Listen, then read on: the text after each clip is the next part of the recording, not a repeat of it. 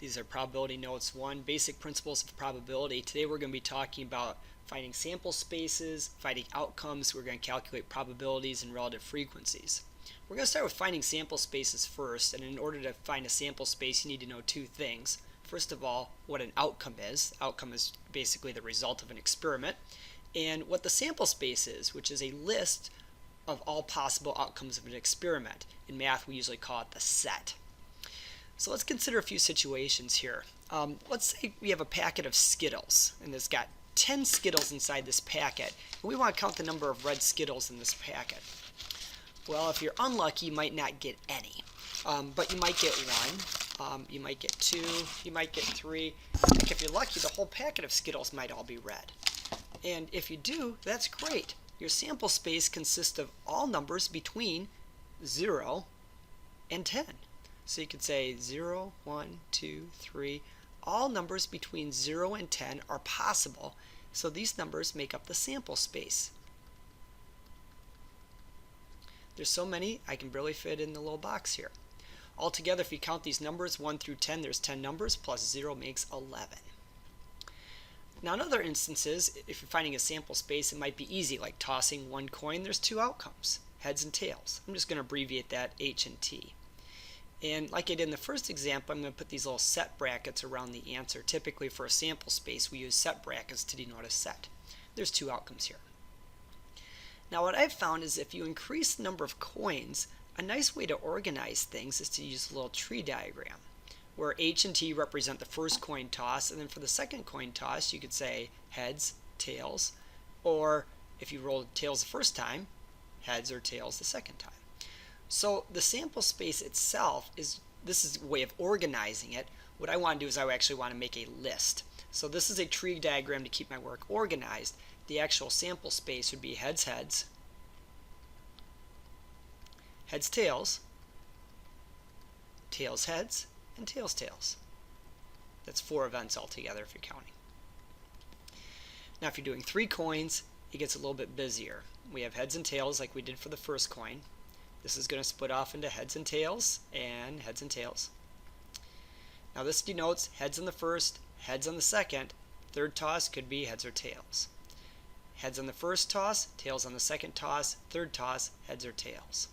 Tails on the first, heads on the second, third toss, heads or tails. And if you have tails on the first and tails on the second toss, this could branch into heads and tails. If you count these bottom branches, there's 8 altogether. That's the number of outcomes in the sample space. And again, I do want you to list them out. It's going to look kind of like this.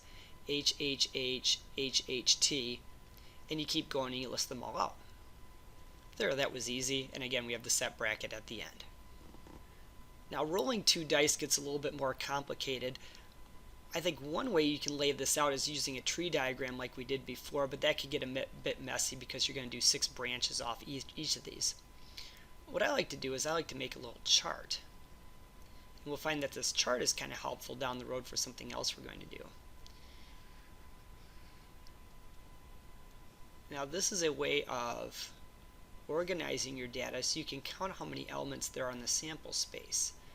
And basically each box is going to represent a combination of one die with the second die.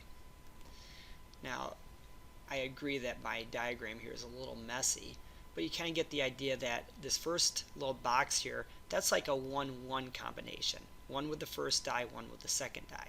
The second box is like 1 with the first die, 2 with the second die. 1 with the first die, 3 with the second die, so on and so forth. There's 36 elements altogether.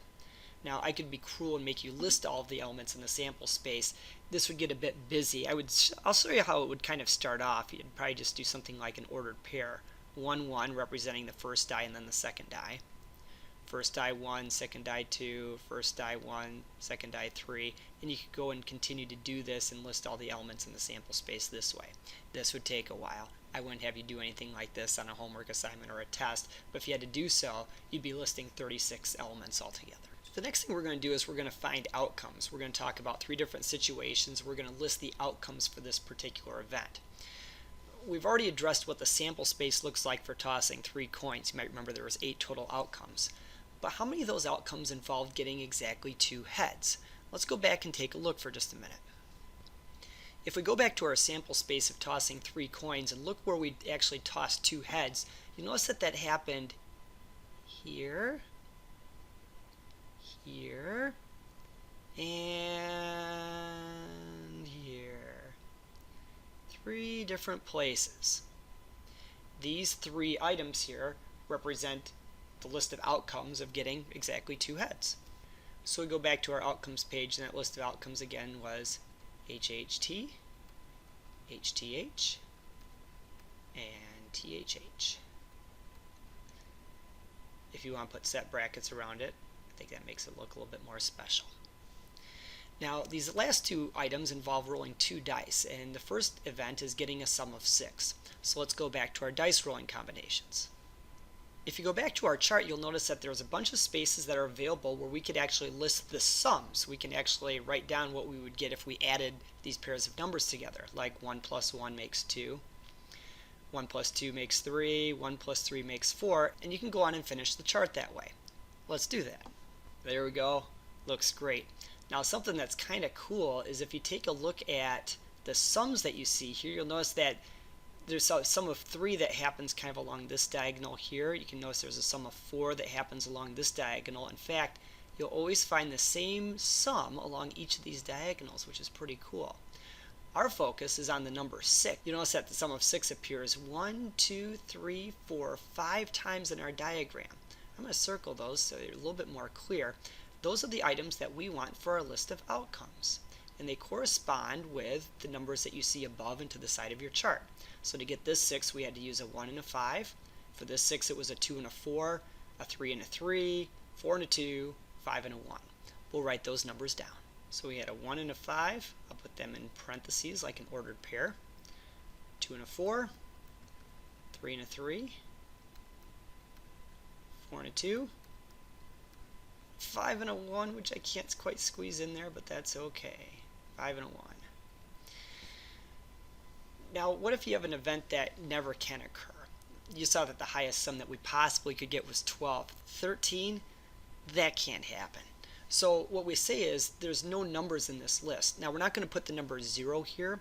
You can do one of 2 things. You can either do a set of set brackets that has nothing inside it. This is called the empty set. Or if you want to, you can do what looks like a 0 with a slash through it. These are both ways of writing the empty set, which means there is nothing that works here.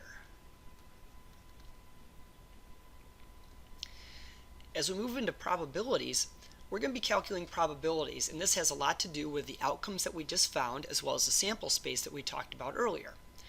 Probability is a field in mathematics which deals with the study of chance, but probability is also a number. It's a value. And we say that the probability that an event E occurs is equal to the number of outcomes in the event divided by the number of outcomes in the sample space. We oftentimes abbreviate the probability that an event E occurs as P of E. So we say P of E, not P parentheses E, P of E. Probabilities can be as small as 0, they can be as big as 1, or any number in between. Probabilities obviously then cannot be less than 0, they can't be negative, they can't be bigger than 1, but they can be percentages like 23%, which is 0.23, which is between 0 and 1. So let's look at a few probability cases here. First question, what's the probability of tossing 3 coins and getting exactly 2 heads? Well, we tossed 3 coins earlier, and when we wrote down the sample space for that event, we said there were 8 items in the sample space. That's going to go in the denominator of our fraction. Our numerator is the number of outcomes in the event, and to get exactly 2 heads, we've already talked about that. There are 3 ways that that can happen. We wrote that down as HHT, HTH, and THH. So there are 3 ways that this can happen, and we say our probability is 3 over 8. There's a 3 out of 8 probability, or a 3 out of 8 chance. When you toss 3 coins, you'll get exactly 2 heads. For rolling dice, we go again back to our sample space for rolling 2 dice. When we did our sample space for rolling 2 dice, we said that there were 36 different possible combinations of things that you could get when you roll 2 dice. So that's going to be the number that we have in the bottom of our fraction. That's the number of outcomes in our sample space, 36. Now, how can we get a sum of 6? these 5 ways. A 1 and a 5, 2 and a 4, 3 and a 3, 4 and a 2, and a 5 and a 1. There are 5 ways out of 36. So there's a 5 out of 36 probability or chance of rolling 2 dice and getting a sum of 6. Now here's that sum of 13 again. We said there are no ways that this can happen. We had the empty set. So there are no ways. Now we actually do write the number 0 out of 36 elements in the sample space for rolling 2 dice. Notice up here we do the empty set, which is kind of a 0, looks like a 0 with a line through it. Don't put the number 0, you do an empty set notation or set brackets with nothing inside them. For probability, there are 0 events. It actually is going to be a number on top over another number. Now there are some cases, like here, a little different scenario. If 60% of students in a class are female, find the probability that a person chosen at random from this class is a male. Well, one way of thinking about this problem is going out of 100%, 60% are female. That's like 60 out of 100. So whatever remains when we take those 60 out from 100 have to be our male students. So you could do 100 minus 60, and that would get you 40 out of 100. In fact, if you want to write this as a percentage, you can do that as 40%. There are some scenarios where you can do basic subtraction from 100% and figure out what's left. And that works here. The last thing we're going to talk about is calculating relative frequencies, which is related to probability. A relative frequency is the fraction of times an event actually occurs in real-life data collection. And here's how it's different from probability. If you flip one coin, the probability of getting a tail is based on the sample space for flipping one coin. There are 2 events in the sample space. That goes in the denominator. Of those 2 events, you can either get a head or a tail. So the number of outcomes of getting tails is 1. So our probability of getting a tail is 1 out of 2. Most of you know that, 50% chance. However, if you flip a coin twice in real life, it is possible to get no tails. If this occurs, the relative frequency of tails flipped is the fraction of times it occurred in real-life data collection, which is 0 times out of 2.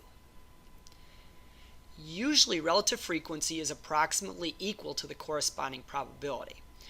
Is 0 out of 2 really close to 1 out of 2? 50% versus 0%, you can make an argument, maybe not so much here, but if you were to do 100 coin flips, I think you probably would find the relative frequency of tails probably would be pretty close to 50 out of 100, or 50%.